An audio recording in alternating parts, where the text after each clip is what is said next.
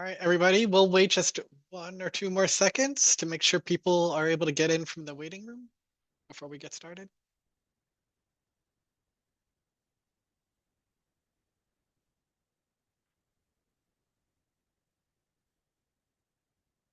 Okay, hello, everyone, and welcome to Endangered Knowledge, the fight to preserve legal texts. Today's presentation is being given by several members of NELCO's Print to Electronic Standing Committee. My name is Jacob Sayward. I'm one of the co-chairs of this committee, and I'll be starting us off. Today we'll be discussing some prior efforts on NELCO's part in these areas of preserving legal texts from even before our committee's existence. Then we'll transition into discussions of some of our committee's more recent and ongoing work. Finally, we'll have some time for questions and discussion with you about what you'd like to see from the committee, including ways you may want to get involved in this work. You'll see a few QR codes and screenshots of documents related to our committee's work during our presentation. Pretty much everything we reference is available on our committee's page on the NELCO website. So I encourage you to also just visit that page after our presentation and check all this stuff out there. So to begin, at the NELCO Symposium 4 years ago, a small working group was formed on issues related to preservation, discoverability, and access.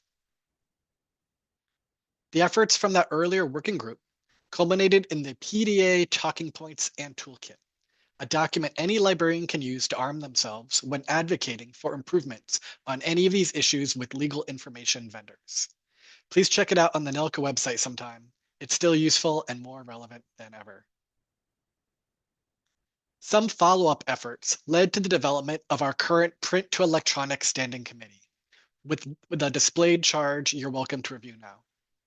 I can tell you we take our committee's charge seriously, but we have focused on some of these elements more than others over the past several years. As you may guess from the title of this presentation, so far we have been primarily focused on the preservation of legal texts as they transition from print to electronic format, and less so on their discoverability and accessibility.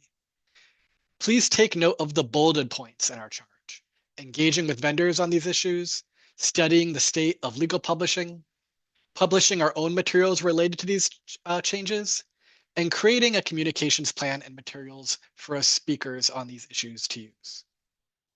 Most of our committee's efforts so far fit into these elements of our charge, though we also hope to develop all of them further. This list is our current committee membership, and my co-chair Caroline and I invite you to email us now or later about any issues related to our committee's work or today's presentation. We want to hear from the NELCO membership about these issues. After I'm through speaking, you'll be hearing from 4 more of these committee members today, later on in our presentation. Those include my, again, co-chair Caroline Walters, Ellen and Sarah, who put us over the finish line on our white paper we'll be getting to in a moment, and David Walker talking about the survey that kind of got us started on the work that culminated in our white paper. But I also want to acknowledge that the committee's efforts discussed today also had contributions from several former committee members, not listed here simply because they're no longer on the committee.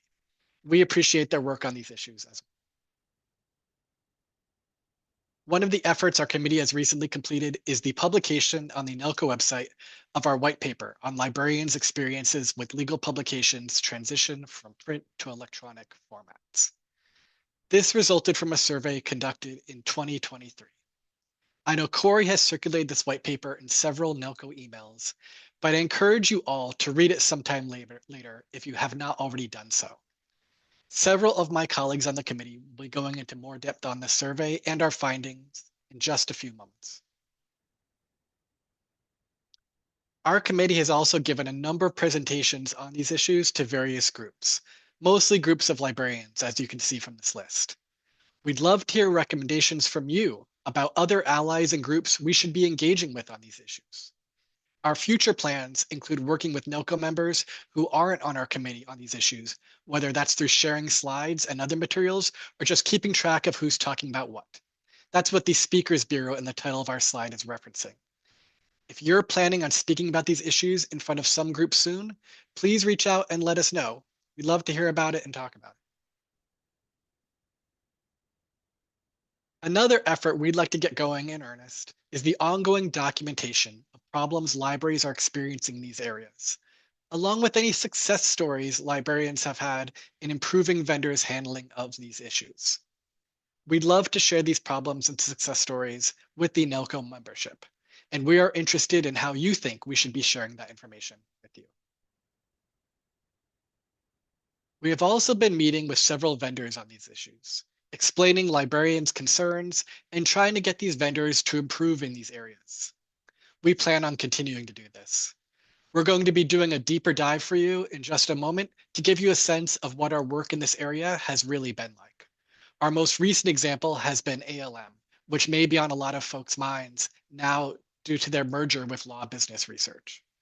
But before getting into that, I want you all to know that our committee also wants to get recommendations from you about which vendors you think we should be speaking with. Now I'm going to turn things over to Caroline Walters, who will be discussing our vendor advocacy efforts in more detail.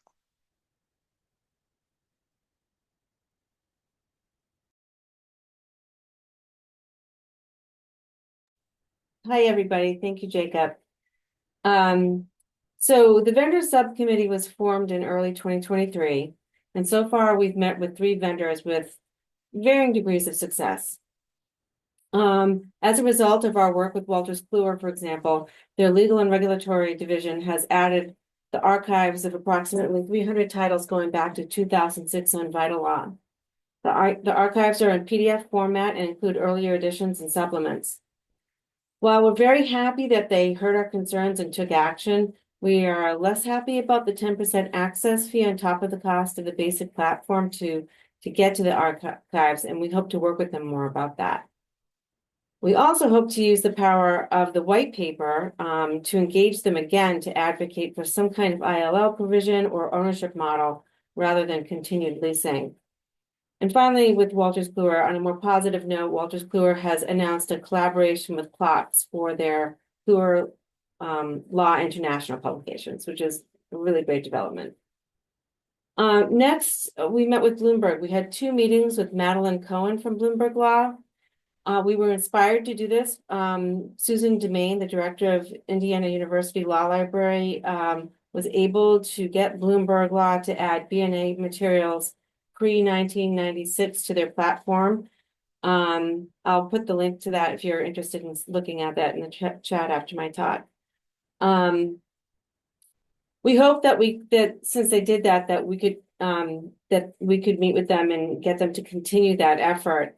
But unfortunately, after 2 meetings with Madeline, we learned that Bloomberg management has no other archival plans. And finally, and more recently, as Jacob said, we met with ALM. So as you may have heard, ALM is rolling out a new version of law.com with changes in how its branded publications will be presented. Beginning in 2026, ALM will no longer make their editorial content, think New York Law Journal, National Law Journal, American Lawyer, etc., available on Lexis or Bloomberg. After 6 months, all editorial content will be moved over to a new fee-based product on the platform called News Vault. Pricing is still being developed.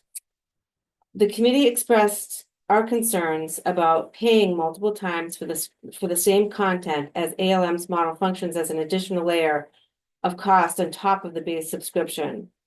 Moreover, their intention is to roll the archive every 6 months, even for customers who have a year-long subscription to law.com.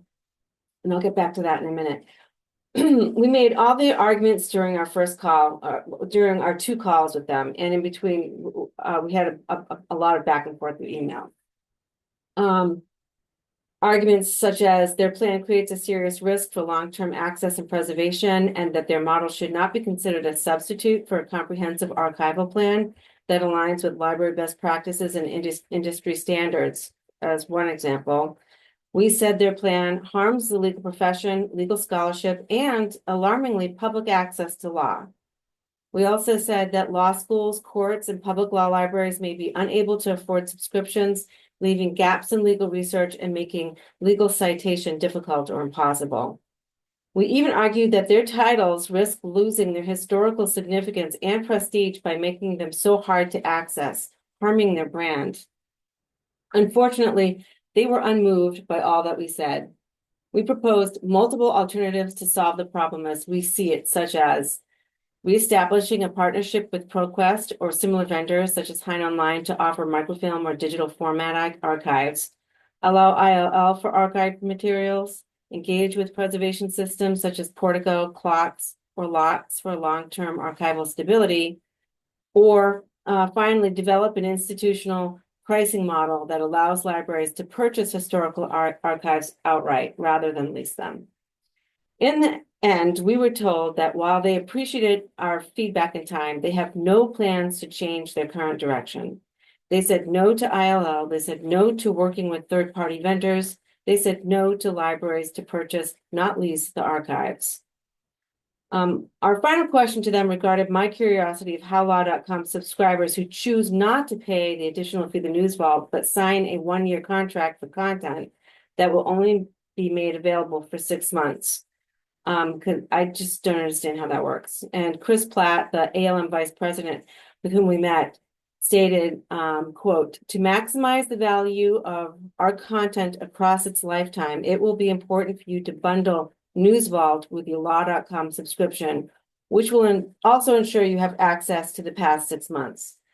So for me, I'm still not clear on the sense of that. And my hope is that we can all get, push back together on that one. So the other thing I want to mention is that we're developing out ways to document the work we're doing with vendors. All of the minutes that I have for ALM will soon be published on the NELCO website, and it'll be a place for people to find out what we're doing. And I want to wrap this up by saying something a little more cheerful. It's clear to me that the work of the vendor subcommittee is both necessary and impactful. While we may not get all of the outcomes we want, we are raising awareness of the problem. Our conversations with Wolters Kluwer resulted in the addition of 300 archived titles and their partnership with Clocks. I think both of those are promising developments. I'm sure many of you, like me, are frustrated with ALM, but let's not lose sight of the broader context. Our advocacy is being heard. Each meeting, every white paper, and all of our engagement efforts contribute to building awareness about the critical importance of preservation and sustainable access to legal materials. I say, let us not get discouraged. Instead, let's get more engaged. Thank you very much. And with that, I will pass it over to David Walker, who will talk about the survey. So when the ad hoc print to electronic committee had proposed that NELCO create a print to electronic standing committee, the charge to conduct research and publish papers regarding the changing legal information environment was believed to be like an essential part of the committee's work. And also, it was to be interconnected with both its outreach and vendor relations work. So when we began our work as a committee in regards to the white paper, the question was, but where do we begin? I did not propose to conduct a survey. I believe Jocelyn Kennedy was the chief advocate of that. But the idea was to see how many law libraries were actually being affected by electronic legal information, how they were being affected, and not just academic libraries, but private and government libraries as well. We anticipated that we would have similar experiences with other libraries, that the problems that we face in our libraries were not unique to us. And we wanted to find out if that was true, but also to learn in what other ways law libraries were being affected. So reaching out to the entire law library community wouldn't necessarily be easy. We wanted our reach to be broad and capture the opinions and experiences of every law librarian that we could find. In many cases, we knew that while not all law librarians are AALL members, some librarians would be members of regional chapters and even Special Libraries Association.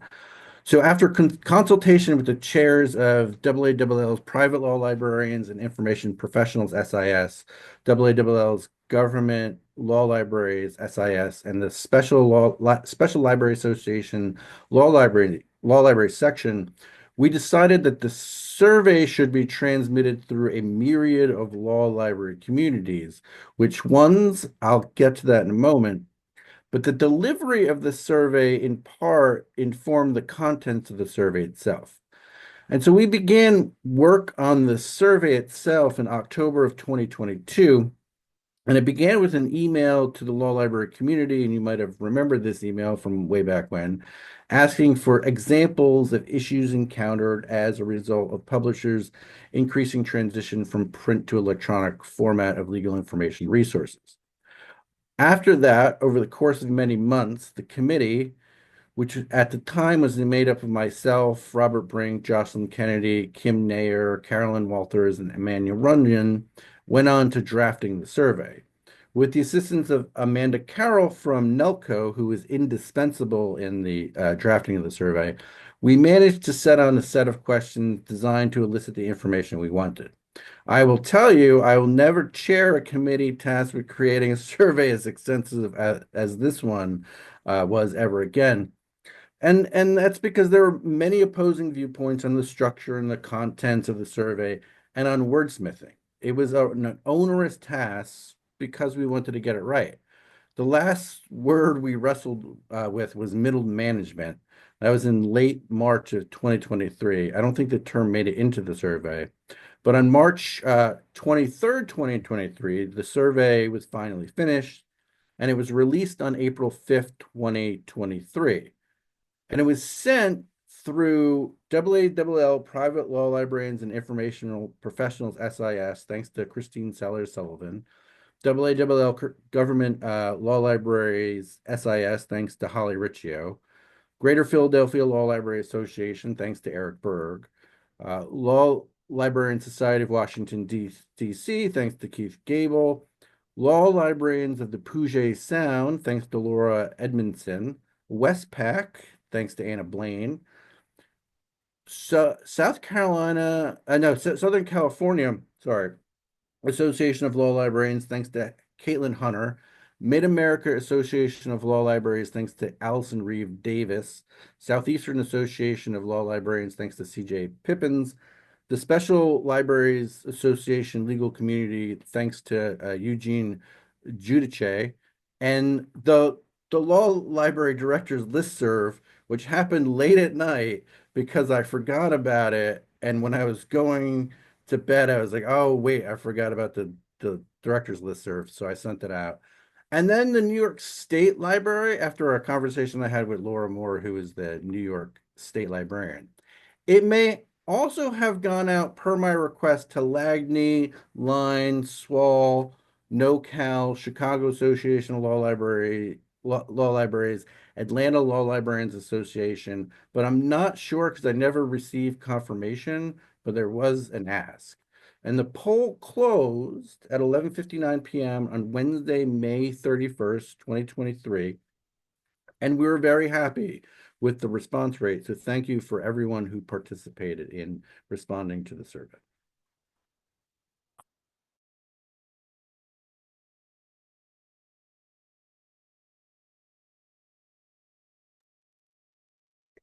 All right, thank you, David, for the background. So as David noted, the survey was put together and was designed to capture a lot of nuance. And so what that resulted in for those of us who came in later, my colleague Sarah and I, in looking at the data and doing the analysis, was a lot of work. So I was the person who worked on the data.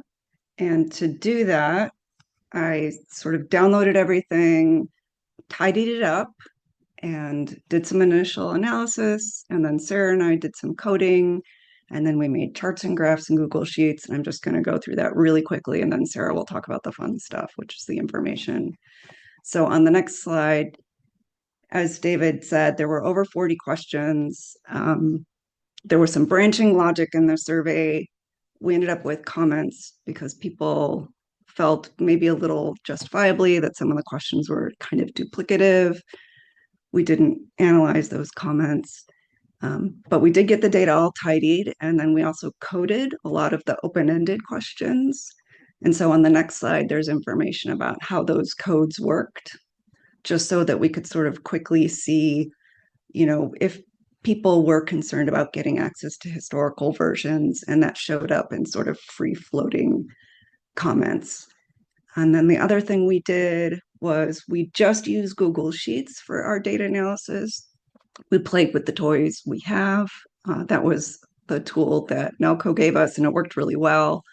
So on the next slide, you can see I just used some basic Google analysis tools. A lot of the charts that Sarah's going to show next, they're just pivot tables. We set it up so that there's sort of one Google Sheet that's a repository of all the data, and then that data is imported into other sheets so that if one thing is updated, it's displayed everywhere else. Those pivot tables are then in the document. So we, again, using the toys we had. And then on the next slide, what you can see is that if you are a pivot table person, this should make a lot of sense. We were not doing super sophisticated statistical analysis.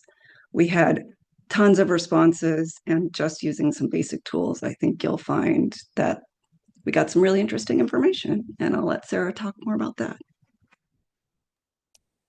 All right. Just want to give Ellen a big shout out. She says that it was basic analysis, but I saw the data before and after, and I was very, very impressed with her skill set and ability to present the information in such a simple and easy to understand way, and doing a ton of writing. So thank you very much, Ellen.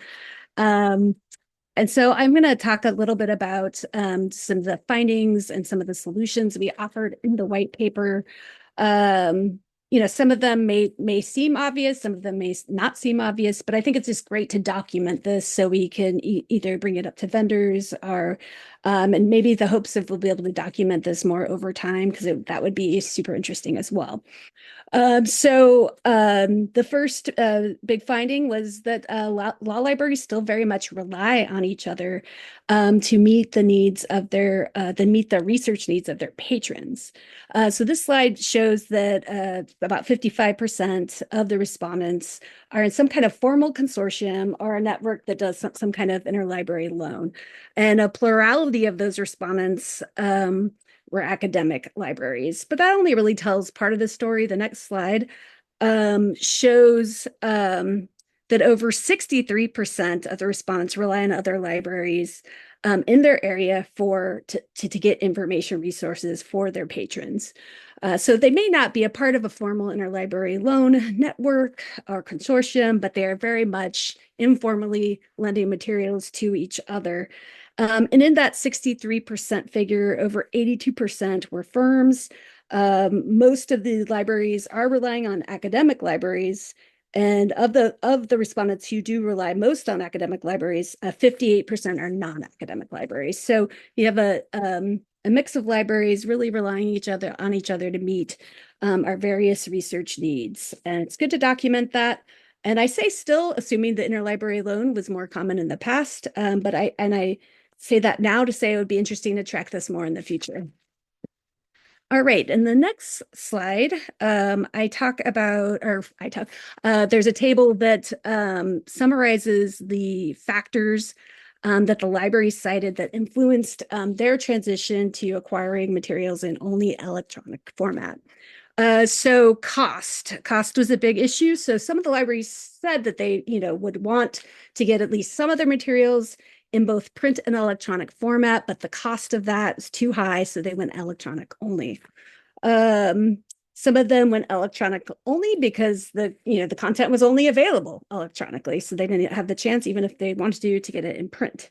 Other respondents cited benefits related to having access to multiple users. That's obviously a huge benefit beyond like the print book, having multiple people be able to access a resource at a time, especially with so many offices, so many law firms, for example, having offices around the country, our law schools having online degree programs, and then law firms in particular cited COVID-19 and the move to smaller spaces for their libraries as reasons that they made the transition to acquiring information in electronic form only. Okay, so in the next slide, I talk about the impacts that the respondents talked about that the transition to electronic legal information has had as far as they could see. So a big one is preservation. So over half of the 255 respondents said that they were concerned that the transition to having information only in electronic format would have on preservation. That to me wasn't a big surprise because it, especially when I looked at the comments as well, it definitely seems, especially from my experience and talking to other librarians, that, information vendors often they really don't prioritize having archival or superseded information. So, and also, interlibrary loan is very much affected by libraries that get rid of their print collections. So if libraries are doing that more and electronic information can't be shared via ILL, there will be some preservation issues. Okay, so on the next slide, I talk about the impact on budgets that the transition to electronic legal information has had. So in this table, you see that's kind of more of an even mix. Almost 50% of the 199 respondents said that the impact has been negative or very negative, but a lot of them said neutral or positive. So it's a pretty clear mix there. So I mean, might have these numbers at this point in time because maybe a certain library had recently made a lot of print cuts, so they're seeing some benefits there. Maybe they've had a reduction in staff time for loose leaf filing, serials updating, or processing print books. Other libraries might be facing huge renewal increases for their electronic subscriptions, so they're seeing it as more negative, and they're having to make decisions: are they going to cut X service or not? So that's that number, which is pretty much an even mix there. And the next slide, we talk about the impact on the library's ability to meet user needs based on the transition to electronic legal information. So over half said that they either, I mean, if you look at the statistics, so this is interesting because they could answer that they're able to meet the needs. They meet some, and then they don't meet some, and then there's unmet needs. So you see in the overall total, over half of the respondents said that they either have unmet needs or they are able to meet some, but they can't meet others. So there's clearly issues in being able to really meet all of their users' needs. And that's explored a lot more in the comments, which I'll be talking about in a minute. But yeah, again, this is not that big of a surprise since, Lexis and Westlaw access is, in an academic setting limited to law students and faculty, but a certain library may have a lot of alumni users coming in, may have some public patrons coming in, and those patrons aren't able to use those subscriptions that they pay a lot of money for. All right, so on the next slide, I get to the survey comments. And this was definitely interesting. I loved kind of going through and, kind of seeing what the librarians had to say. A lot of rage in some of those comments. It was definitely an entertaining read. We definitely had some positive comments too that talk about the benefits of the transition to electronic legal information. And for me, like, the benefits often are very self-evident. Of course, it's super convenient. You don't have to get out of your chair and go pull a book off the shelf. The currency, like, that's very current compared to print materials. And then other people cited the better use of staff time. So those comments are there and very much noted in the white paper. So we also saw a lot of comments that, can we go back to the last slide for 1 second? So the big proportion of the comments deal with the historical materials not being available electronically. So a lot of the comments simply said, like, for the historical treatises, they don't have them. They only have the current edition online. People said that, oh, well, they may have historical information online, It's either prohibitively expensive as a separate add-on, or like you have to do a lot of bundling to get it, or the way the information is presented isn't that great. They may not put the tables and the charts that was in the original format. And then a lot of people just really were lamenting the fact that they used to have control over preservation for their library when they had print, and now they're very much dependent on corporate vendors who can change their policies, suddenly with no notice. And libraries are kind of left to scramble to see how they can meet their mission. And then lastly, there's like a lot of comments on, from, court librarians, academic libraries, and not really being able to meet all the needs of their users, that they may have a lot of local lawyers coming in, and only, court staff has access to their, Lexis and Westlaw accounts. And they can't lend as many materials electronically.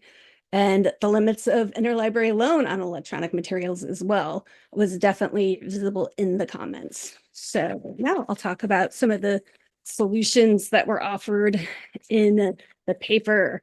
So we list some vendor-oriented solution, and you could think of those as like when you're talking to vendors, if you're doing renewals or talking about a prospective subscription. Also, vendors could just look at this and see it as a way that they could better meet the library community, maybe increase subscriptions that way. We've all dealt, or many of us have dealt with vendors who have zero interest in that, so that might seem comical. But I've also dealt with some vendors that do seem to care. Maybe they see that as a way to get a piece of the market. So they could look at their publication models, technology, and licensing to better accommodate preservation. Caroline mentioned Portico and clocks. We're seeing more vendors move to having their content covered in Portico. For example, I know ProQuest is getting, like, their ebook content is going to be covered in Portico. I know that they're working on getting the other content covered in Portico. So it's a great, it's a move in the right direction. Also, I had never even contemplated having vendors talk about, giving us microfiche, because we don't think of that as like, oh, nobody wants microfiche, but it is great for archives. So it does give libraries that control to have that archival material in the event that a future researcher wants to access it. Library cooperation, more important now than ever. And that could be both in digital preservation, long-term print retention. There's a lot of consortiums that have been doing this kind of work. There's the one that I was just looking at the other day, Washington Research Library Consortium. They share a lot of their collections, and they could get, their print items delivered to any of the members there. It looks to be very productive. I would love to find out more about it. There's also the Northeastern Foreign Law Libraries Cooperative Group, where they, split among the members who collects and print for different jurisdictions across the world. And it just seems like, as I talk to people, more and more libraries are eager to have more of these cooperative agreements. It'd be cool to see palm print being extended to secondary sources as well. Also, I learned about that Kyle Courtney has an article that's forthcoming in the Journal of the Copyright Society soon, later this year. It deals with virtual access rooms. And I think it's kind of figuring out, like, post-Hachette, like this idea of controlled digital lendings, or as he talks about, virtual access rooms. So I encourage people to check that out, because basically says that the Copyright Act empowers libraries and archives to provide remote access to their collections via VAR, because libraries and archives do not make digital works available to the public when they enable regulated, mitigated access for researchers and other approved patrons. And 2, in offering remote access, libraries and archives do not make such works available outside the premises of their institutions. So it looks like a very interesting article that might be helpful in helping libraries figure out how they could have virtual access rooms for preservation, and just to make their collections more accessible. And then last, legislative advocacy. It's tough, but it would be wonderful to get the Copyright Act updated to reflect the digital reality, to give libraries the ability to preserve all the materials that we license, and to have ILL available regardless of the licensing terms. So with that, I will kind of let us move to the next part of our presentation. Thank you, Sarah. Thank you, everybody. I hope you, all of you attending this presentation, got a sense of what our committee has been up to, what we've been working on, but also a sense of, not just past actions, ongoing actions, but some ideas of future actions we want to get into. As we said, there's some on documenting problems and success stories, additional vendor advocacy, helping folks who may be speaking to others who want to engage on this topic. What we really want to spend time on now, though, is dealing with any questions you have about our committee, about our work, about these issues, but also beyond questions you have, just general feedback. What do you want us to be doing in these areas? Do you have specific ideas, suggestions for us? Are you interested in getting involved? We didn't really get into a lot of specific details, but we have been working with a number of librarians outside the formal membership of our committee on some of these vendor advocacy issues. And as we get back into doing more speaking, more presentations, we'd love to work with additional librarians on those. We also just want to know what would be most useful to you. As you talk with vendors on these issues, do you want more advocacy tools like the things we've talked about and worked on? Do you want additional forms of support? What would be most helpful to you? So, I'm just inviting any of you to put, short answers into the chat or raise your hand to speak up about any long answers you have on any of these issues or just questions you have for our committee and our work about our work.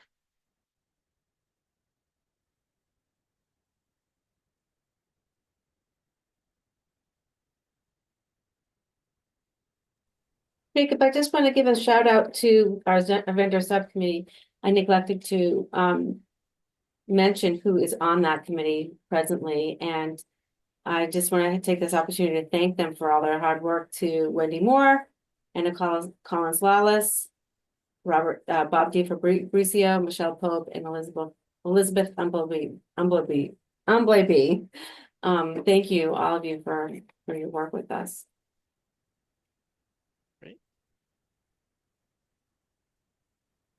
Well, are there particular vendors who you feel have left your libraries in the lurch in the transition from print to electronic resources? Whether it's these kind of prototypical problem we've been discussing where they aren't making any archived availability of superseded materials or otherwise letting your libraries down? Are there vendors you really want us to talk to about these issues? Are there ways in which you prefer to hear about our ongoing and future work, other than just waiting around for future symposium we may or may not present at? Do you want updates from us on our page on the NELCO website? Are you interested in shorter reports from us in those periodic email blasts that NELCO sends out? Would you like to hear us give smaller updates on those third Thursday opportunities?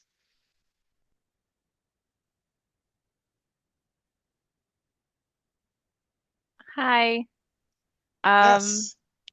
So I think in terms of vendors, I was wondering if there was any intention to reach out to ProQuest about their move of basically not allowing any perpetual access purchases anymore.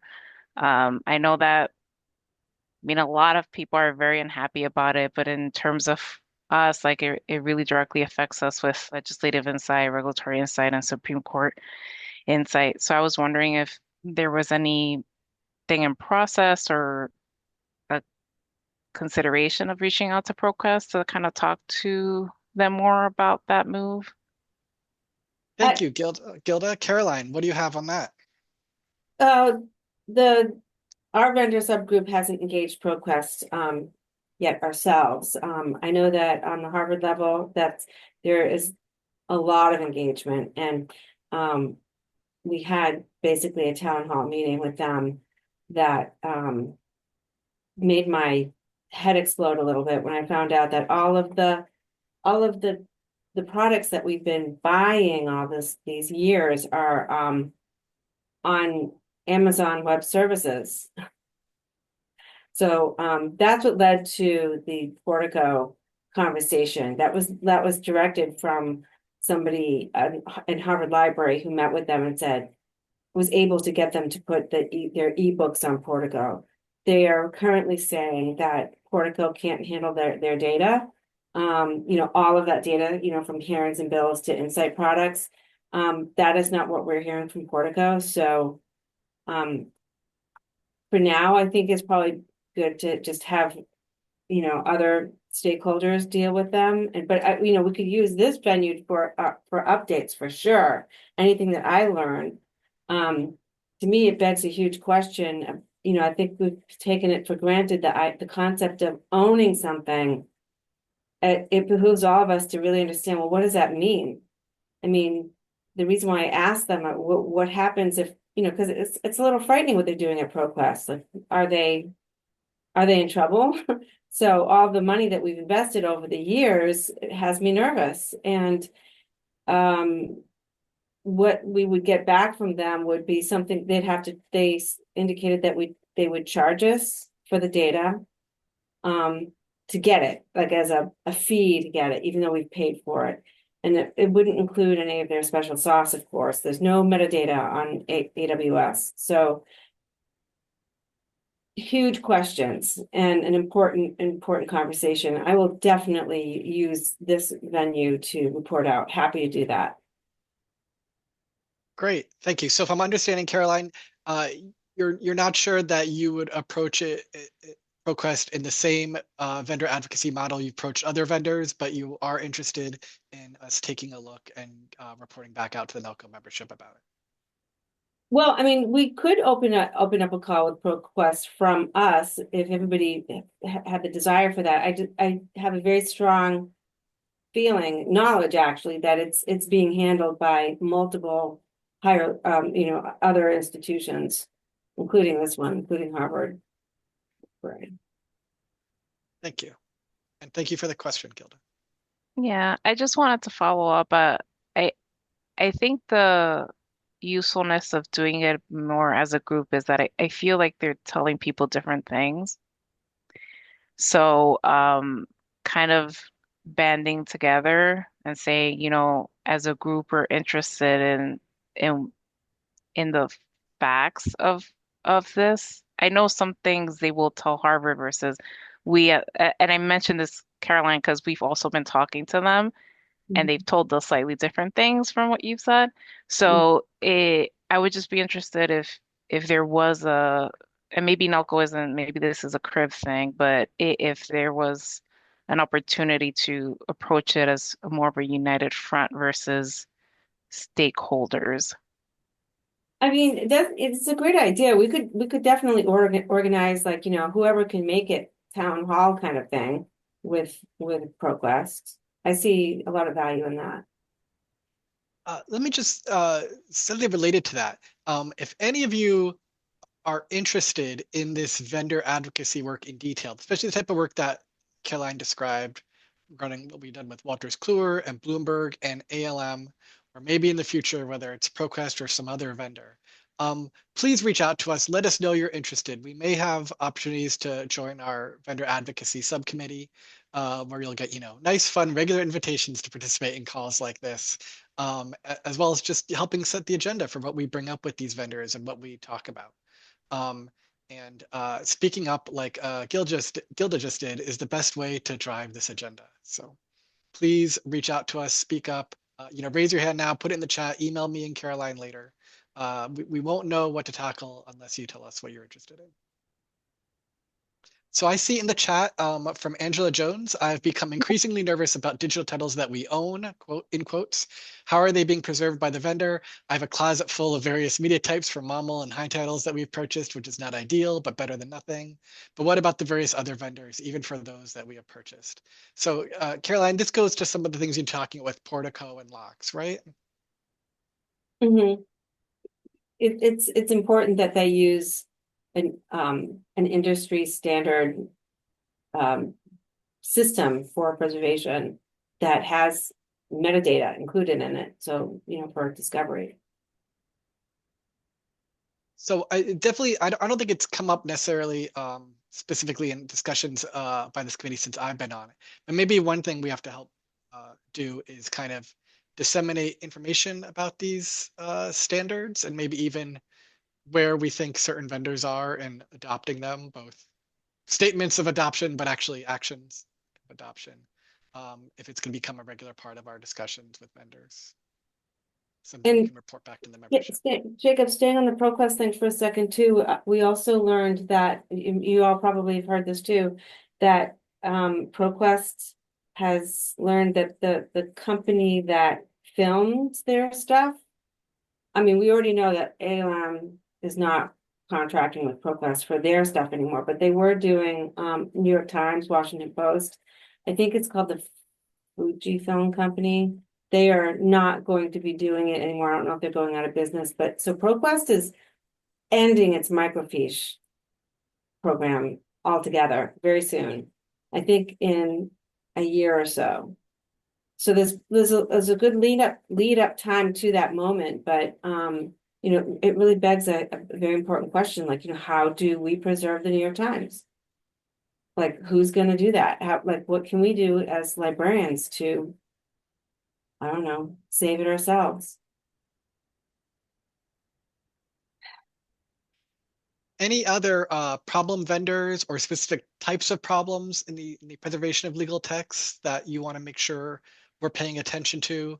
Or even success stories. Was there any vendor, no matter how big or small, that you thought they started offering this option, or you witnessed a development recently that you thought actually helped in this area?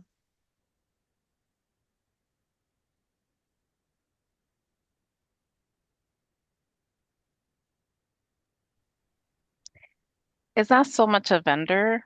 Oh, Caroline, do you want to go? No, Um, Gilda, no. it's not so much a vendor, but I was curious of how people are potentially dealing with her, what the committee would recommend about preserving legal documents that the government decides they don't want to make accessible anymore.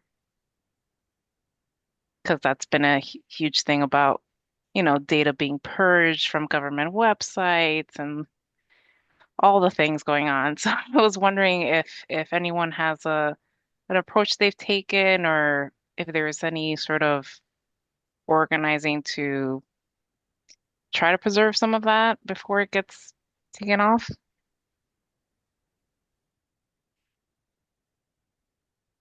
Anyone, please feel free to jump in.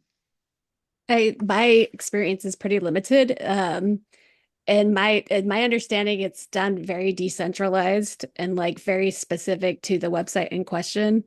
Like we were kind of asked again in a very indirect way to download a bunch of like DOJ materials just onto like a hard drive. So again, it was not structured, just wanted to get the information like onto a drive. And I think some other libraries did it, but it doesn't seem, I think it was done in haste, honestly, just to make sure the information was kept. So I think it's pretty decentralized as far as I can know, but I would love to hear if there's any more coordinated efforts.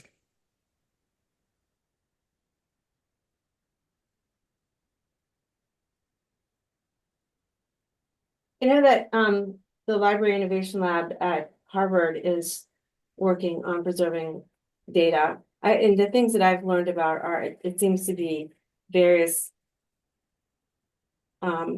entities doing it on their own. I'm not aware of a centralized clearinghouse of like the comprehensiveness of all each and every individual project, which would be pretty cool. We just go ahead, Caroline. Go ahead.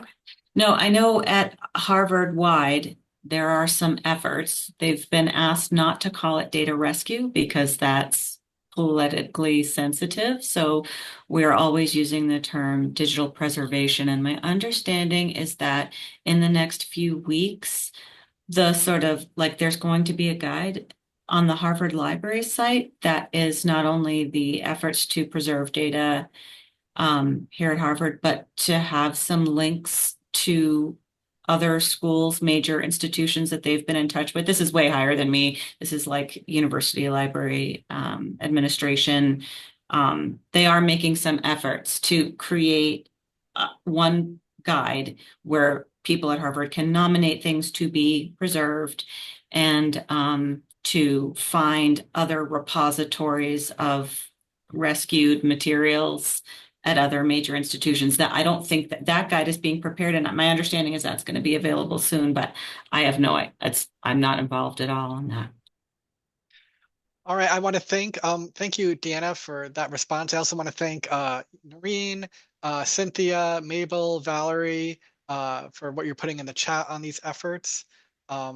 Technically, we are over time, I think. I don't know when Corey's going to break out the big hook, but just want to again remind everybody, we do not disappear after this presentation. So please reach out, check out our materials on our page on the NOCO website. But reach out to me and Caroline. Again, if you want to get involved, if you want to hear more, if you want to help drive us in certain directions, this is your chance to influence us. For various reasons we can get into another time. We have a little bit more freedom than, say, certain WWL outfits in what we can advocate for. So we just want to hear from you about what direction you'd like us to head in. Thank you, everybody, for coming to this presentation. We loved sharing our work from the committee with you. And thank you, everybody from our committee for helping out with this presentation. Thanks, everybody.